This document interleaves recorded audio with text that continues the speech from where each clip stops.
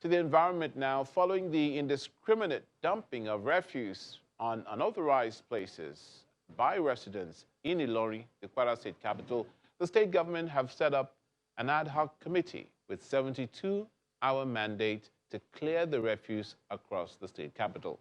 The committee appeals to the people to avoid dumping refuse, especially in the waterways, to prevent flooding. The indiscriminate dumping of refuse on the streets of Ilorin, the Kwara State capital, is said to be uncontrollable, especially during rainy season. In a bid to get rid of this problem, a 7-man committee headed by the former chief judge of the state, Justice Raliat Elelu Habib, is set up by the state government.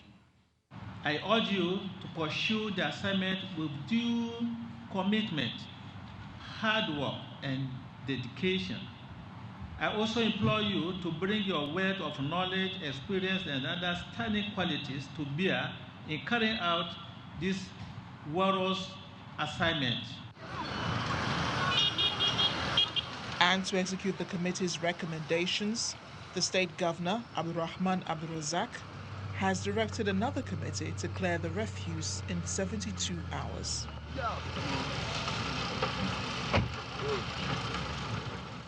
The work is in progress on how to ensure that everywhere is clean. And you will see that government is going to deploy structures, will deploy equipment in strategic locations around town to ensure that everywhere, every day, refuse are being picked.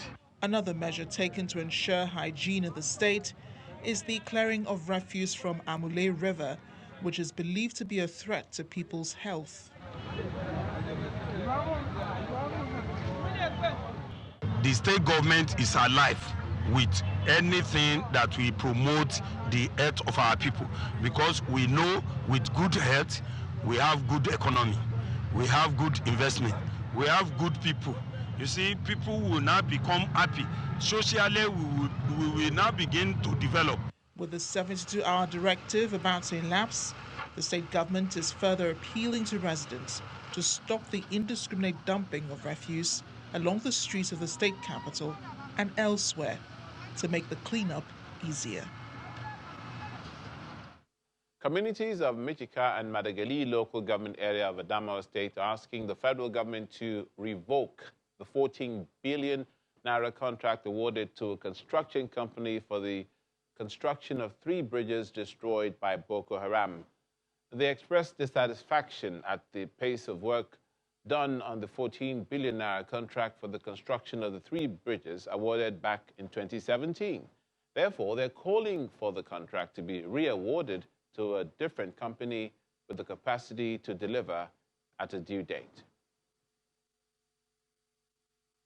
In 2014, when insurgents overran the northern part of Adamawa State in northeast Nigeria and annexed 7 local government areas, they also destroyed 3 bridges linking Adamawa and Borno states and neighboring communities in Cameroon Republic.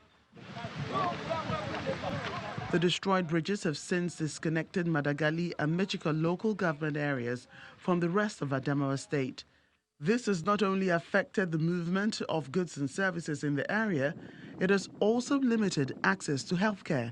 When we have at least a rainfall, some people they have a difficult moment to pass the bridge. What I would tell the federal government is that please, we need an urgent revocation of the work from RAS company to find a suitable company to give so that the work should continue. I passed this place yesterday.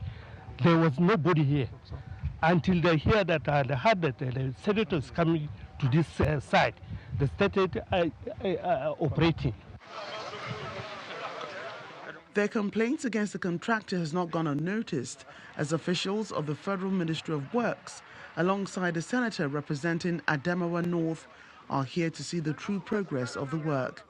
Compared to what I saw August, there's progress, but it's slow. If they are to meet up with these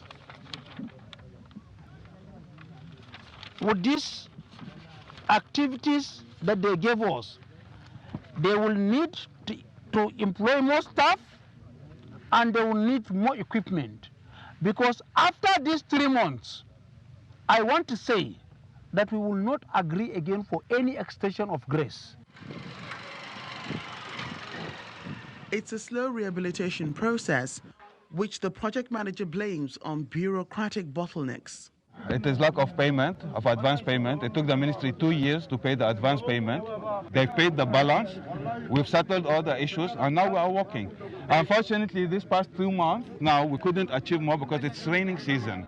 The contractor pledged that on or before December this year, not verbal, in writing, that the 3 bridges will be substantially completed. That is between 60 and 70%. So I am appealing to the contractor to live up to its expectation. The construction company has until December 31st to reach an appreciable level of work. Communities living in Michika, Madagali and environs are hopeful that things will move along a lot faster, as their social welfare is heavily dependent on timely completion of the bridges.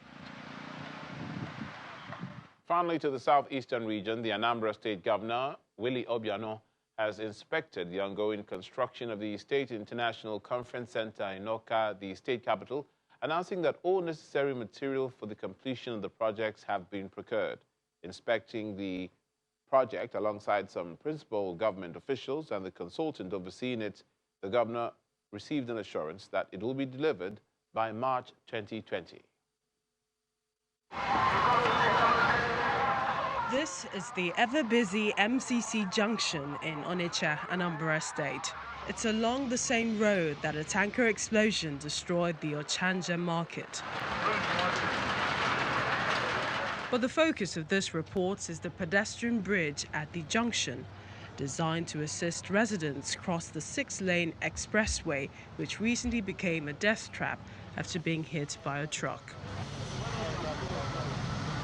The outcry drew the attention of the Anambra State government, and work has since commenced on the bridge. Governor Obiano is here to inspect the construction.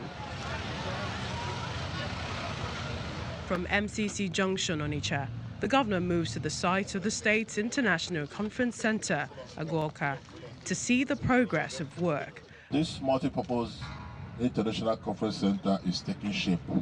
What is left now is for the pillars to be raised, to be able to receive the formwork for the roofing, and also the aluminium profiling that will be done, on the enclosures, before the final finishing touches.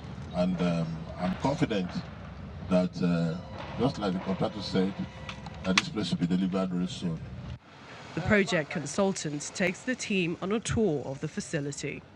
The project consultant gives the reassurance on the timely completion of the 10,000 capacity structure. Every person is giving us all the support that we need.